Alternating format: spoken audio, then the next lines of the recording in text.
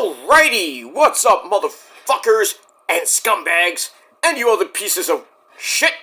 It is I, your tribal god of extreme, Peter Joseph here, for a Thursday afternoon video, right here on the Peter Joseph YouTube wrestling channel, youtube.com/Peter Joseph. Thank you all for watching. Make sure you like the video, hit that subscribe button, down there, dude, down there in the description box below, where you can subscribe to this channel, which is almost at 700 subscribers.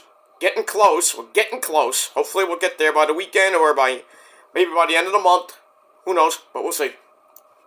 But subscribe to this channel and my other channels all down below. Lots of content on there and more to come. So subscribe to the channels. Leave a comment on this video or any one of my past videos or in the future, Conan, on this channel and my other channels. Leave a comment on pretty much any video I've ever made, within reason, because if you leave stupid comments, bye, you're getting blocked. And if you don't like that, then go cry to your mama, little baby bitch. If you don't like it, tough shit. So, don't do that. You gotta be respectful of my channel, then be respectful. If not, get off my channel, go to your dead channel, where nobody gives two fucks about you. And that's pretty much it. And, as always, don't forget to follow me on Facebook, Twitter, and Instagram. Show your love and support there as well. And don't forget to share the video all over the internet. Most importantly, tap and slap that bell, turn on all notifications so you don't miss anything. Because if you do, you're pretty much SOL. And you better know what that means by now. Because if not, you need to get slapped in the face. And pretty much it.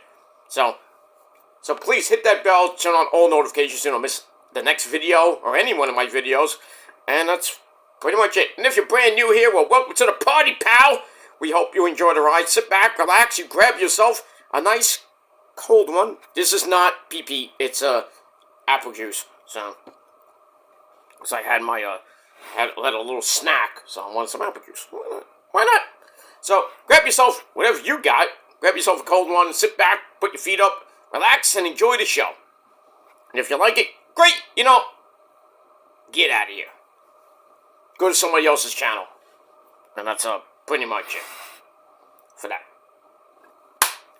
Alright, ladies and gentlemen, it is Thursday, February the 6th, 2025, or pretty much 3 weeks away from the end of this month already. Can't even believe it, it's the shortest month of the year.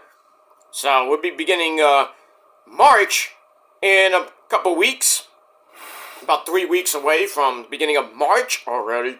So, this year is fast. It's going pretty damn fast. You don't stop to think about it once in a while, you might miss it. So we got Valentine's Day coming next Friday. And President's Day, I think a week from Monday. So, for all you kiddies, you're getting a week off pretty soon. And then, we got Valentine's Day next Friday, so hopefully you, got your hubby or your wifey a nice little gift, or you're gonna take her out to lunch or dinner and a movie, and you know what else comes after that, maybe, who knows, but, just enjoy yourselves, and have a great weekend this weekend. Nice, nice and hot if you're down around the Texas area. Lucky you. And in Florida. Up here in the Northeast, around my neck of the woods, well, we didn't get a lot of snow. We got like a little dusting, basically, and then it's been raining on and off for the past few hours. It's supposed to clear up a little bit around, pretty much, by the time I finish this video, it'll be clearing up a little bit. Temperature's going to be going up a little bit. Not too much, but, But, that's that. So, we're getting about 2 inches of snow on Saturday, and there's going to be rain. A little bit of rain, so I might stick around for most of next week. And then, Tuesday, Wednesday, and part of Thursday, well, Tuesday and Wednesday, really, we're getting another big, huge storm. Probably going to get about 4 to maybe 8 inches of snow. Ugh. And then Thursday, most of it's going to be gone. Most of it. Not all of it, but most of it. So that's nice. But then by next weekend, we'll see what happens with that. But, you know, Spring Inc. is going to be here in about a month from now, so I got about another 5 weeks left of that, and, we move on to the great season of spring, and we'll get a little bit warmer, about a month away from turning the clocks forward, so, the sun will be going down around 6:30, close to 7 o'clock, and then by the time we hit July, it's around 8:30, 9 o'clock. By the time it gets dark, it's like 9 o'clock at night. Oh, it's fun. So we got that. So, the year's going by a little bit quick, but, hopefully, I'm waiting for summer, so get rid of this garbage snow. Let's get to spring. We got baseball coming up. Hockey and basketball are going to be pretty much ending, and then we got the NFL draft, then the NBA draft, the NHL draft. We got a whole bunch of shit. And by the summer, football's around the corner. Can't wait. It's going to be exciting, so take each day as it comes, ladies and gentlemen. One day at a time. We'll get to the summer, and it's going to be great! Like Tony the Tiger would say. But we got that. Alright, ladies and gentlemen, on this Thursday afternoon, February the 6th, 2025, like I said, thank you for watching right here on the Peter Joseph channel. I'm Peter Joseph, but you knew that already. Some of you knew, some of you do, some of you don't. But if you don't know, I'm Peter Joseph. I am a content creator talking about the wonderful world of wrestling, sports, music, movies, whatever I feel like talking about. And like I said, if you like it, great, skedaddle. Get out of here. Go to somebody else's channel. And that's pretty much it. Trying to put more and more content out when I get it, when I get the chance. I lost a little bit of my edge, and trying to motivate myself to put out some more content for you guys when I have the chance. Some new videos, some topics I want to kind of discuss, and, some other things that I'm going to kind of get away from wrestling for a little bit. Talk about, like, real life shit. And see what happens from there. But most of you guys know me for my wrestling reviews and my rants, and rants will be coming back. I don't know when, but, I'm not going to kill off the epic, legendary rant channel. But rants will be coming back. I just don't know when. Whenever something really pisses me off, but we'll see what happens with that. And it's not drama related or, in this fucking website related garbage, but, because I care less about that shit. But in any case, rants will be coming back pretty soon, and that's that. I do got some music related videos coming, pretty much coming up, this weekend. I got one coming, my top 10 underrated, not overrated, underrated guitar players, pretty much of all time. Got that coming away. We got the Super Bowl predictions on episode 60 of The Shadow's Lair, and a whole lot more as we go into March, and as we get into April, with Easter coming up, and WrestleMania, and then we'll see what happens as we get to Easter. It might be a little bit, I might take a little break, I don't know yet, but we'll see by the time we get to Easter. We got 2 months to go. A little over 2 months, actually, so anything can happen, like in WWE, or wrestling-wise. Anything can happen, and it usually does, but we got that. Alright, ladies and gentlemen, I talked for way more than I wanted to, but it's fine. Alright, on this Thursday afternoon, as the title below says, well, Met fans, get ready. Get ready. We waited all off-season for this to happen, and, with this guy and his fucking agent, we didn't know if this guy was going to re-sign with the Mets. We didn't know if he was going to go to Toronto or any other team. But pretty much last night, thank the Lord, this guy re-signed. And that is my boy. You know him. You love him. You can't get enough of him. Pete Alonso, and I got his bobblehead. Ah! By the way, got that for free. Because I'm such a great guy. Mr. VIP, of course. But anyway, Pete Alonso is back with the Mets. You thought it was longer? Nope. Mets won in like 5 years. Alonso's like, nope. 4 years? Nope. 3 years? Nope. How about 2 years? Yeah. Alright, so the Mets give Pete Alonso a 2-year, $54 million deal with a player opt-out after this season. So basically, you think it's like, oh, it's just a 1-year deal. No, he could stay with the team in 2026, and then 2027, free agent again. But we have that. But so it's 2 years, $54 million deal. Even though the Mets saying that, oh, we never confirmed it. It's confirmed. It's confirmed. If you've been watching, if you've been on Twitter last night, and if you've been watching the MLB Network, pretty much it's confirmed that Pete Alonso is back with the Mets. And it couldn't have came at a later date, next week is pitchers and catchers, and then, the week after that, everybody else reports.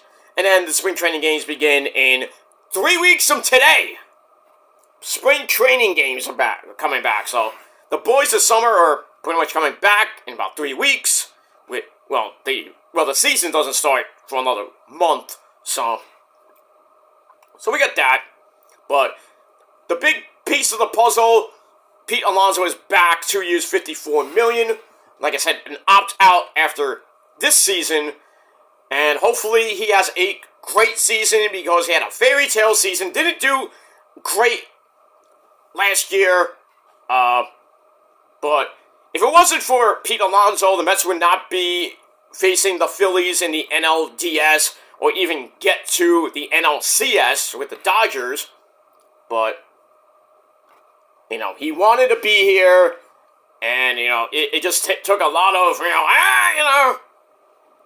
annoyance between Scott Boras and David Stearns and Uncle Stevie Cohen. But thankfully, Pete is back, and he joins a great lineup. Oh, that lineup is deadly this year. They got Frankie Lindor, Nimmo coming back. Well, not coming back, but Nimmo. They got Juan Soto, 15 years, baby. Woo! Viento's going to be at third base now. Well, baby, bye-bye to you, I guess.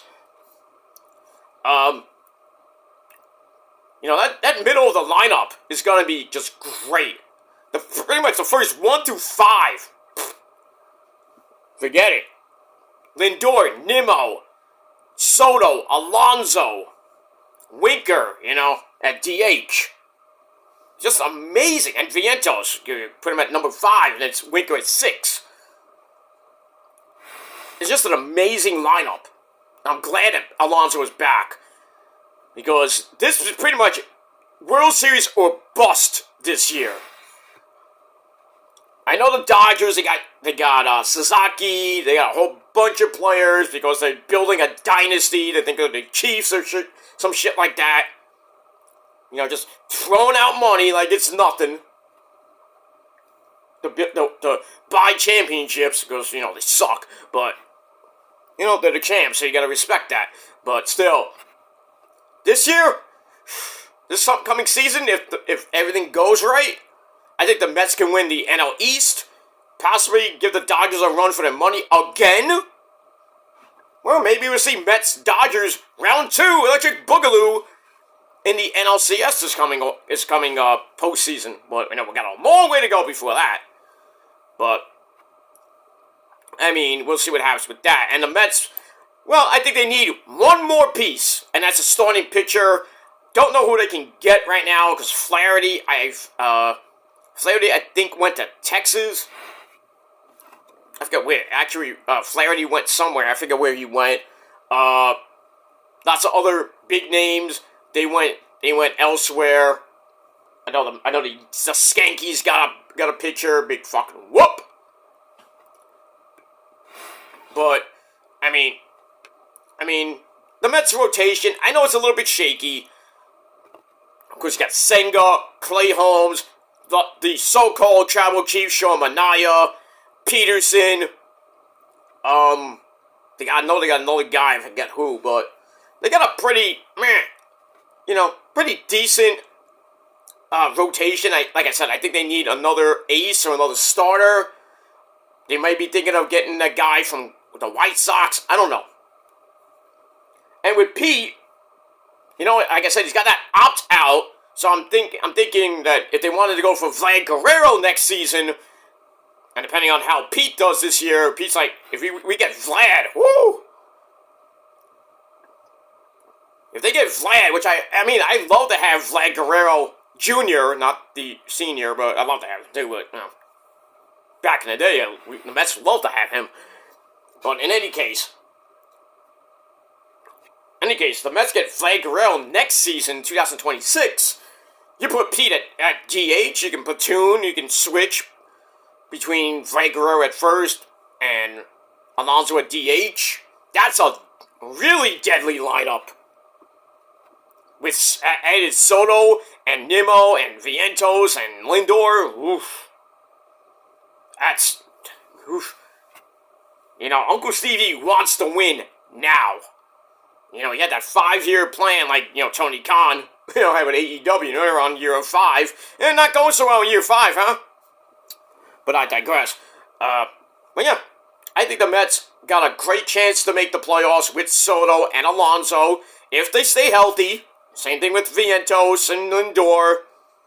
I know injuries happen like any sport, but look what happened last year. We had Alonso got hurt, and the whole team just stunk.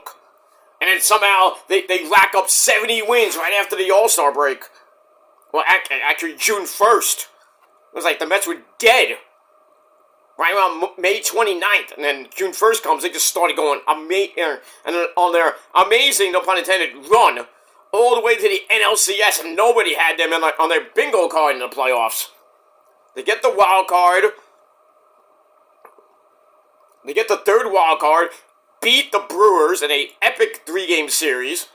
Then they beat the Phillies in 4 games, which was, first game was great. Second game, stunk. Then game 3 and 4, game 4 with Frankie Lindor, hey, that rhymes, with that grand slam, it's amazing. And then, I didn't think they were going to take the Dodgers to 6, but, because the Dodgers, the Mets had chances to go up 3 games to 2 in the series, but, winning game 5 was great. They were down 3 games to 1. I was like, this series is over. Then they win game 5, bring it to LA, and then pretty much Sean Manaea stunk up the joint. What are you gonna do? I think it was Manaea or Quintana stunk up the joint that game 6, and the Mets had no chance of coming back. No chance. Even to get to game 7, and they had Walker Buehler and Yamamoto pretty much on deck. So, and Flaherty, too. It's like, what are you going to do? It would have been nice to go to Game 7 against the Dodgers. Even win or lose. But even win or lose, they took them to Game 6. You got to respect that. And more than the Yankees did. Ha ha! Took the Dodgers to Game 5 in the World Series, even though they had Game 5 in a bag. And what happened? Ugh! Choke City, baby. And that's it. Well, we got that. But I know that the Yankees got a great team. Great pitching with Cole. And, got a couple pieces. They got, I think they got, who did they get? Not Goldschmidt. They got Bellinger at first now. Oy. Go with Judgy Wudgy and, steroid user Stanton. Yankees, you can't kill the Yankees. Even if you tried. So I know the Yankees are probably going to win that AL East. It's going to be a dogfight probably with Boston, maybe Baltimore, maybe Tampa Bay. But, we'll see. We'll see. That Subway Series is going to be pretty damn exciting. When Soto goes over to that construction site in the Bronx, fans are going like, boo! And then some fans are like, yay! Because you know how Yankee fans are. They don't give two shits, you know? Fuckers that they are. That construction site in the Bronx. But I digress. But anyway, Pete Alonso is back as a New York Met. And you gotta love it as a Met fan. You are happy joy time, you know. So, you know, he wanted a lot of money. He wanted bag. He wanted 7 years, like about $150 million. The Mets gave him 7 years, $158. He rejected that. Why? And then he rejected a 3-year deal around $70 million. I thought the Mets gave him 90, but okay. And then he was like talking to the Angels. He was talking to Tampa Bay, Toronto. There were talks that he might go to the Yankees. But then he agreed on the 2-year deal, and the pact includes a $10 million signing bonus and is worth $20 million this year. And if Alonso opts in for 2026, he gets $24 million, making it 2 years, $54 million. So there you go. So I mean, they put a 3-year, $71 million contract on the table, and Alonso's like, nope, not gonna take it. Then he's like, he had the 3-year deal and a 2-year deal on the table, and he picked the 2-year deal. But you know, like I said, he's got an opt out for after the season, so if he could say, hey, you know, I came back for this year to play with my buddy Soto, and now I want to test free agency again. And you know, a lot of teams are going to say, oh, you know what? The Mets are going to give you $150 million. How about we'll give you $300 million? Like the Dodgers would do that. I doubt that because they got Freeman, but you know, any team besides the Dodgers would love to have Alonso, but I mean, it's all about the money, as Vince McMahon would say. So, but yeah, oh yeah, Frankie Montas. I forgot the Mets got him. I forgot. So that rotation with Sean Manaea, the tribal chief, Frankie Montas, Clay Holmes, AJ Minter in the bullpen with Ryan Stanek and Diaz, like bridging the Diaz, pretty damn good. And then you add Senga and Peterson. Not a bad rotation. I'm worried about Senga coming back from that horrible injury he had last year, even though he should have never pitched in the playoffs, especially Game 1 of that Dodgers series. I think it was Game 1. Yeah, Game 1. I think it was Game 1 or Game 2. But in any case, in that first game, and that almost that abysmal Game 1 of the Philly series. But in any case, hopefully Senga gets back to, you know, when he first came here, it was just pretty much almost lights out. But then he got injured, and then last year he got injured, and like, ugh. You know, Manaea coming off a pretty good year, had a pretty decent playoffs, except for Game 6.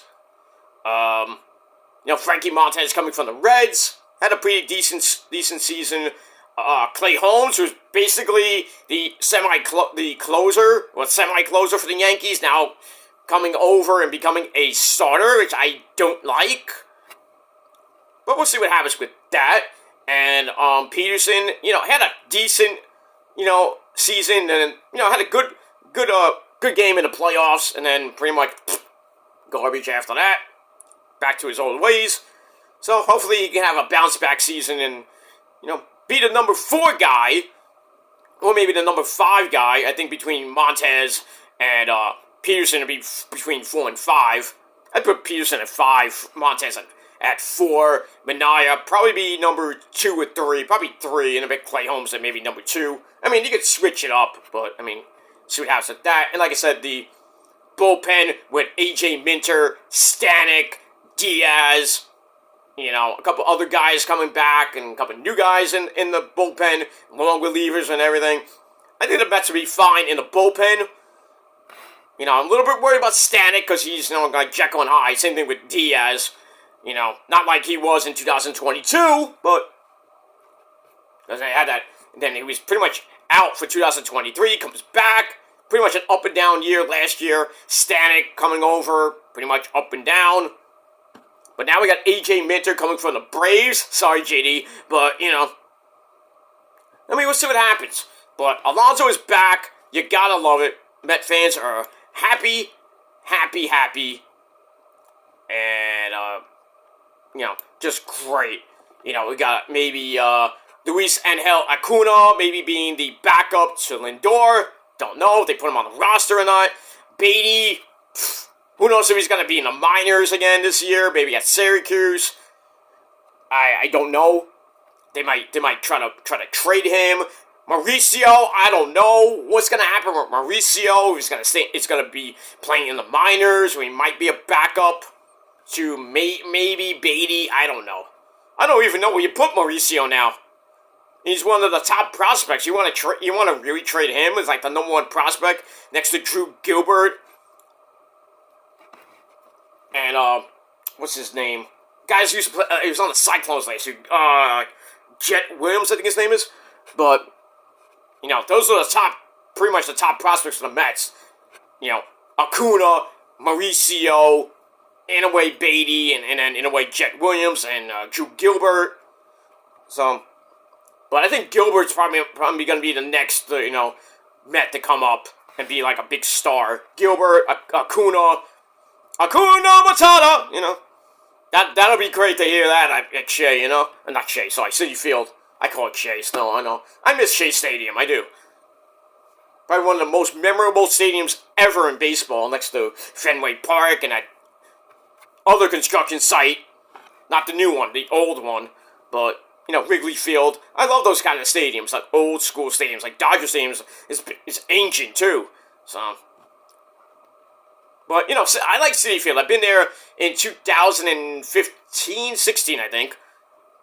Yeah, there was 15.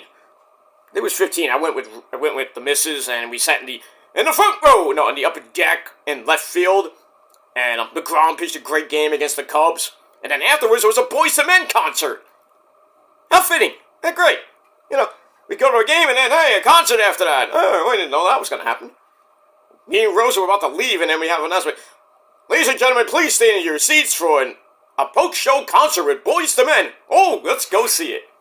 For free. Why not? It was a good concert, too. We didn't get home until like 1 o'clock in the morning, but, because you know how the 7 train is in Queens. New York City. You pack like sardines in that fucking thing. That fucking train. It's insane. Got people at the game, and then people at the bar, pretty much right inside the stadium, or a little bit outside the stadium. And you got people coming from Main Street, which is the last stop on the 7 train in Queens, and go all the way back to Times Square, or down to the last stop, which is 11th Avenue and Hudson Yards, 34th Street. But most people get off at either Grand Central or they get off at Times Square and they go home on their respective trains,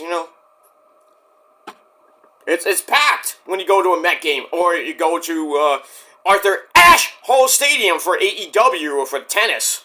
And parking, Parking's not fun either. I know that from experience going to Shea Stadium with my dad back in the day. Most of the time, we didn't park inside the stadium. We parked across the street in the lot. The trains are here and the parking lot's here. We used to park there and right by the front gate. So if you don't park by the front gate, you're not getting out for a while. And if you don't get out in a respectful amount of time from the game, you're going to be home late. Especially with that traffic.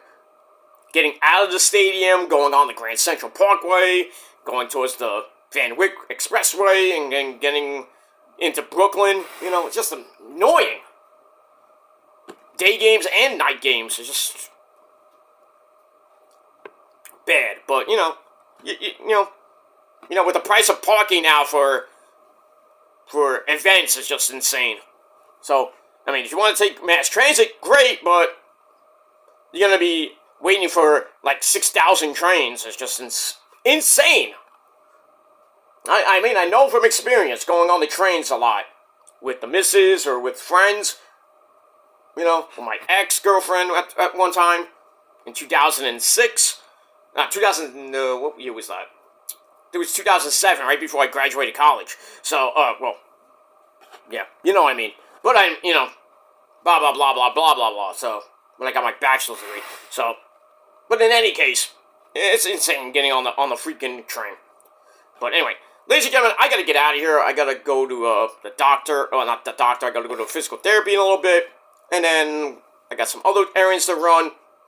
But I'll be back later tonight with your AEW Dynamite review right here on the channel. And then tomorrow we'll talk about TNA and Ring of Honor. I might have another video, like a motivation video, tomorrow. I don't know what, I might put it on this channel. I don't know what channel yet, but we'll see what happens with that. And then we'll get you ready for SmackDown. Tomorrow night, your 3-hour cure for insomnia. The aftermath show for SmackDown from the Royal Rumble. And we'll see what happens tomorrow night with SmackDown. And then this weekend, we got Collision. Should be interesting. And then we got the Super Bowl that I don't really give two fucks about. I just hope the Chiefs don't win, but, I mean, who knows? I don't care, really. But I heard a story that the halftime show, the celebrities at the halftime show get zero. No money. That's sad. Why would you want to play at the Super Bowl if you're not getting any money? So, Kendrick Lamar, you get nothing. Because you are nothing. Who's gonna watch? If anybody watched that, God bless you, but if you're a real music fan, don't watch. Boycott it. Because if you want rock and roll back at the Super Bowl, send your letters to the NFL, to that idiot Roger Goodell, and whoever runs the halftime show. I know we're gonna get lots of pop acts coming up in the next 5 years. Like Taylor Swift's gonna be one of them. Maybe Megan Thee Stallion. Maybe Cardi B. Sabrina Carpenter, and a whole list of pop acts for the next 15, 20 years. That's boring. I want some rock acts back at the Super Bowl. We haven't had one since Creed. Take that back. Since Red Hot Chili Peppers and Bruno Mars in 2014. The last time we actually got a rock act. I mean, I would love to have Green Day, Nickelback, maybe Def Leppard. Hey, maybe Metallica. That'd be great for Metallica to be at the Super Bowl. You only could do like 4 or 5 songs, but well, not even 4, because I think they have like a 15-minute time limit. What are you gonna do in 15 minutes? They could just do a medley of all their songs. I gotta probably end with Enter Sandman most likely, or Master of Puppets. But I'd love to have Metallica there. Maybe someday we'll get like Gojira. Or, Gojira was at the Olympics. Scared those French people that day. But, I could see some rock acts coming in the next 5 to 10, maybe 15 years. I could see that, but I think next year we'll probably get Taylor Swift. We'll get Sabrina Carpenter. We'll probably get some, maybe some more boring, no, not so much boring. Maybe like I said, Cardi B, maybe Nicki Minaj. Who knows? Megan Thee Stallion, people like that. Good people, not boring as fuck people like Kendrick Lamar, and people like we don't even know their fucking name, like Lil Baby, and, 2 Chainz would be nice, or, Wale, it'd be fun. Lady Gaga already did it, so can't do that anymore. I'd love it again, but maybe Katy Perry, I think, did the Super Bowl one year. That's nice. Justin Timberlake, I think Prince did the Super Bowl one year. Michael Jackson did it one year. Beyonce. But give me something good. Give me something good. Like that. But, I can't watch the Super Bowl halftime show this year. I can't. I'm not going to, and I don't care. If it gets if the Super Bowl gets a big rating, great. The halftime show rating, I care less. If it gets a big rating or not, I don't care. Nobody's gonna care about some boring as fuck mumble rapper like Kendrick Lamar. Oh, 6 Grammys, big fucking whoop. Who cares about the scammies? The Grammys. Who cares? They don't give 2 fucks about metal or rock. They don't. Even the Rock and Roll Hall of Fame, they don't care. They don't care. I mean, we got a great class this year with Ozzy and Peter Frampton and Foreigner and Journey, you know, great bands and stuff like that. You know, what they put in, you know, I mean, Kool and the Gang, I'm okay with, but, you know, and then Missy Elliott, I'm okay with that too, but then you got people who should not be in it for whatever reason. Why would you put, like, I don't understand why they put rap acts like LL Cool J in there. I'm like, he's not metal, he's not rock. What are you doing in there? Like Donna Summer, in a way, but nothing bad to say about Donna Summer, she's legendary, but it's a rock and roll Hall of Fame, not the, you know, R&B Hall of Fame or Rap Hall of Fame. I mean, get a separate building for that shit. Can't put everything in the Rock Hall of Fame, and they're not rock or metal or anything like that. I mean, come on. But, you know, it is what it is. Alright, I gotta get out of here, guys. Thanks for watching. And until next time, let's go Mets! And fuck the Yankees. And I'll see you guys next time. Peace!